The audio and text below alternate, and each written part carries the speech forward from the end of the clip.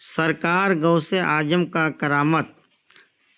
سرکار بغداد حضور غوث پاک فرماتے ہیں کہ جب میں علم دین حاصل کرنے کے لیے جیلان سے بغداد قافلے میں ہمراہ روانہ ہوا اور جب ہمدان سے آگے پہنچے تو 60 ڈاکو قافلے پر ٹوٹ پڑے اور سارا قافلہ لوٹ لیا، لیکن کسی نے مجھ سے تصور نہ کیا۔ ایک ڈاکو میرے پاس آ کر پوچھنے لگا، اے لڑکے، تمہارے پاس بھی کچھ ہے؟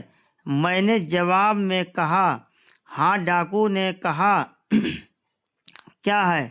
میں نے کہا، 40 دینار۔ اس نے پوچھا، کہاں ہے؟ میں نے کہا، گدگڑی کے نیچے۔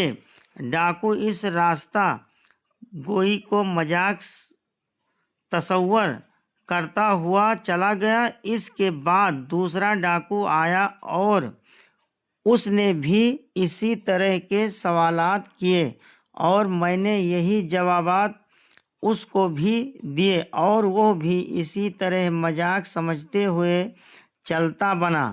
جب سب ڈاکو اپنے سردار کے پاس جمع ہوئے تو انہوں نے اپنے سردار کو میرے بارے میں بتایا تو مجھے وہاں بلا لیا گیا۔ وہ مال کی تقسیم کرنے میں مصروف تھے۔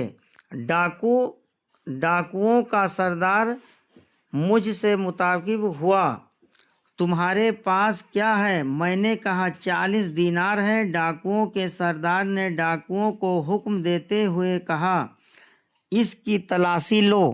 تلاشی لینے پر جب سچائی کا اظہار ہوا تو اس نے تعجب سے سوال کیا کہ تمہیں سچ بولنے پر کس چیز نے روکا؟ میں نے کہا، والدہ ماجدہ کی نصیحت سے۔ سردار بولا، وہ نصیحت کیا ہے؟ میں نے کہا، میری والدہ محترمہ نے مجھے ہمیشہ سچ بولنے کی تلقین فرمائی تھی اور میں نے ان سے وعدہ کیا تھا کہ سچ بولوں گا۔ تو ڈاکوؤں کا سردار رو کر کہنے لگا، یہ بچہ اپنی ماں سے کیے ہوئے وعدے سے مخاطب نہیں ہوا اور میں نے ساری عمر اپنے رب سے کیے ہوئے وعدے کے خلاف گزار دی ہے۔ اسی وقت وہ ان 60 ڈاکوؤں سمیت میرے ہاتھ پر غائب ہوا اور قافلے کا لوٹا ہوا مال واپس کر دیا۔ حضرت حسن بصری رضی اللہ تعالیٰ عنہ کی زندگی کے 4 واقعات۔ فقیر کی بددعا سے آیا اللہ کا عذاب۔ پیارے دوستوں، اگر آپ لوگوں کو ہماری یہ پوسٹ پسند آئی ہو اور اگر آپ کو اس پوسٹ سے کچھ علم حاصل ہوا ہو تو نیچے دیے گئے شیئر بٹن کو دبا کے بتائیں۔ مہربانی اس پوسٹ کو شیئر ضرور کر دیں۔ شکریہ۔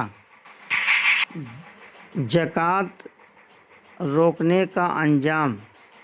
زکوٰۃ اسلام کا فرض ہے اور مال کو پاک کرتا ہے۔ جو لوگ زکوٰۃ نہیں نکالتے ان کا مال برباد ہو جاتا ہے اور آخرت میں ان کے گلے میں سانپ بن کر لپٹ جائے گا۔ قرآن میں اللہ نے فرمایا، جو لوگ سونا چاندی جمع کرتے ہیں اور اللہ کی راہ میں خرچ نہیں کرتے انہیں دردناک عذاب کی خبریں دے دو۔ اس لیے زکوٰۃ دینا صرف فرض نہیں بلکہ نیکی کا سب سے بڑا ذریعہ۔ روزہ رکھیے مگر سنت موافق۔ سن 1973 کی بات ہے کہ ایک آدمی اس عاجز سے ملنے آیا۔ وہ 16 سال سے لگاتار روزے رکھ رہا تھا۔ میرے دوست بڑے حیران ہوئے کہ یہ 16 سال سے لگاتار روزے رکھ رہا ہے۔